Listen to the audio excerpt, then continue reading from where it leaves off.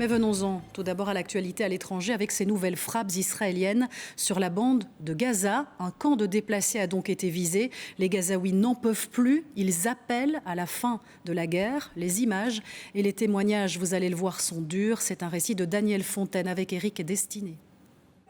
C'étaient des tentes de fortune qui abritaient des personnes déplacées dans la bande de Gaza. Le cœur du camp de Al-Mawassi a été visé la nuit dernière. Des frappes israéliennes ont transformé l'endroit en brasier. Au moins 37 personnes ont été tuées ces dernières heures à Gaza selon la défense civile palestinienne. Ce matin, les stigmates sont encore visibles dans cette zone décrite comme humanitaire. Les déplacés évoquent l'horreur vécue cette nuit. Ici, un enfant de 12 ans a été brûlé sur son fauteuil roulant. Nous l'avons porté, même ses os avaient fondu pendant qu'on le sortait. Auparavant, dans le nord de la bande de Gaza, des centaines d'habitants ont manifesté pour hurler leur désarroi face aux bombardements israéliens. Les autorités israéliennes empêchent l'entrée de l'aide humanitaire à Gaza depuis le 2 mars.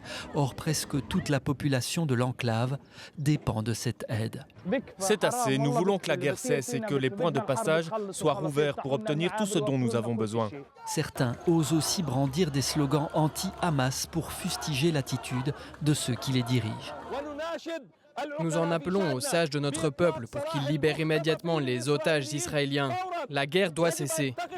En attendant, même la nourriture et le carburant qui se trouvent déjà dans la bande de Gaza ne sont plus accessibles pour les organisations humanitaires qui pourraient les distribuer. Aujourd'hui, 70% de Gaza est soit dans la zone tampon, soit sous ordre d'évacuation et nécessite un mouvement coordonné avec les Israéliens pour pouvoir y accéder. Sans ce mouvement coordonné, on risquerait de se faire tirer dessus à vue. Donc on ne peut pas se déplacer et aller chercher ces stocks. Donc on se demande de manière journalière à avoir accès à ces stocks et de manière journalière, les Israéliens nous refusent cet accès. Les 2,4 millions d'habitants de Gaza font face à un désastre humanitaire.